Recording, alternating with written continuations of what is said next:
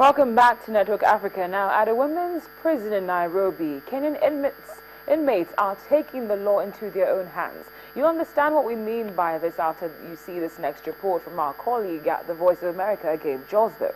He reports on how law classes have helped inmates launch their own appeals and defend themselves in court. Liabilities arising out of acts. In a classroom behind bars, 3 inmates and a prison officer learn the basics of common law. Inmate Rose Musioki says these classes have given her the chance of a lifetime. And it has been my childhood dream to do law, but due to some unavoidable circumstances like lack of finance, I've not been able to do it. So like when this chance came in, I gave it a trial. And now I'm doing it. And already, she's put her lessons into practice, successfully helping another inmate to appeal a sentence for kidnapping by arguing that the accused was under duress at the time. And when she went there, the prosecution had nothing against they never even said anything. When she raised just that defense, the prosecution was asked, do you have anything against her? They said, no, Your Honor. That was the big achievement. Langata Women's Prison holds about 600 inmates, serving sentences ranging from a few days to life behind bars. Some are awaiting trial, others have exhausted their appeals. Accustomed to being on the wrong side of the law, the prisoners get a new perspective through the education program. Jane Ouma, for example, is serving a 14-year sentence for assaulting her husband's mistress. She says if she knew then what she knows now, she could have done better than her own lawyer. I would have been in a much better position than when I got my lawyer. He didn't turn up in court. He gave me a student lawyer who was just practicing law, and I thought I did not get the right representation. The program is the work of a non-profit group called the African Prisons Project. Students work toward a 2-year diploma in common law from the University of London. Then, when good legal advice is hard to come by, these jailhouse advocates can step in. You have Sam somebody Breyer is a consultant with the always project. Available to you. They're not quite at the level where they are equivalent to a lawyer, but they're always going to be available, and they're always going to be able to provide that kind of support. We think the impact at the end of the day is going to be substantially larger than if we took the funds that we have and put them into just bringing a lawyer in 1 day a week. Only a handful of inmates gain acceptance into the prison's education programs. Most spend their days in workshops like this, making handicrafts to be sold at the prison welfare office, or maybe working in the kitchen to feed other inmates and staff. Corrections officers here say teaching these skills gives inmates something to do when they get out. Education officer Jacqueline Onyango says learning the law can also keep people out of prison altogether.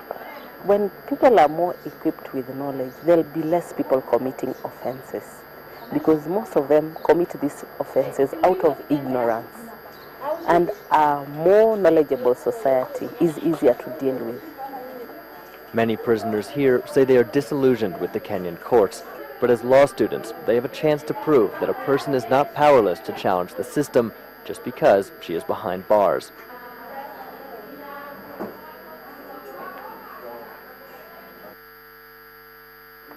Now, we've been able to establish connection with our South Africa correspondent, Betty Dibia, who will be speaking to us concerning the story we took earlier about xenophobic attacks in parts of the country. Betty, thank you so much for joining us on Network Africa. Thank you. Could you give us more insight on these attacks? Sorry, I didn't hear that. I was asking if you could give us more insight on these attacks that we're hearing about, these xenophobic attacks targeting people from immigrants from other African states in South Africa. Other African, yes. In most parts of the country, there's a lot of poverty here. So you have people believing that foreign nationals are taking up the jobs, they're taking up the small businesses that they could be handling, and among other things. So you have some areas where the sentiment is that these are people who live in these communities, and sometimes they run like people from Somalia and all these other countries. They even Congolese, who are the people that have been attacked in this recent state of attack. They run all these small shops called spaghetti shops. We call them like malam shops, maybe a little bit bigger than malam shops. And so with that kind of sentiment and some statements that people have heard, it just, bursts out into bigger things. And you find a lot of looting in this case in KwaZulu-Natal, which is about 6 hours by road from Johannesburg. And not too long ago, but this has been brewing in other parts of the country as well. But not too long ago, the king of Zulu Kingdom, King Zelintini, said something like, "Oh, there are too many foreigners in this country." That's not what facts says, but it must have added to the fire, So people are being attacked, shops are being looted. There was a case, 2 Ethiopians were locked up inside like a container that they use as their shop. Most of them live in these places, and they petrol bombed it. This place was rented to them by a South African. It was the landlord who now forced the place open, for those ones to come out.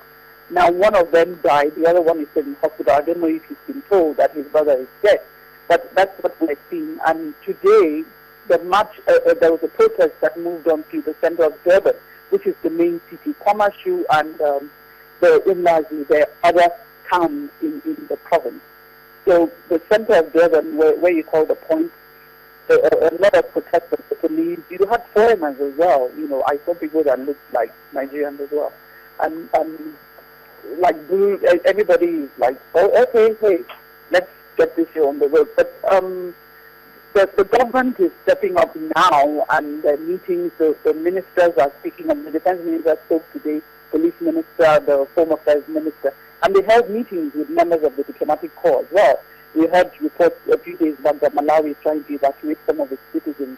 And I spoke with the acting ambassador, Nigeria's acting ambassador to South Africa, Ambassador Kobam, who said they also met with the premier of KwaZulu-Natal, and they have questions for them as well. But more meetings, I think there will be a town hall meeting with the KwaZulu-Natal premier, in one of the stadiums of Australia today, tomorrow or Thursday.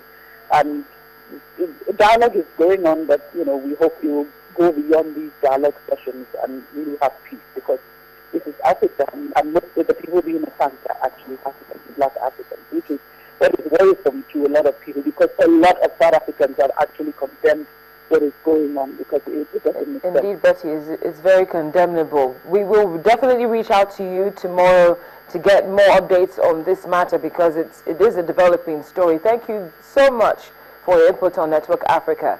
Well, that's all we have to leave it for now on the program, and of course we'd like to hear from you here on Network Africa. Feel free to reach out to us either via email or Twitter. The address and handle are on your screen.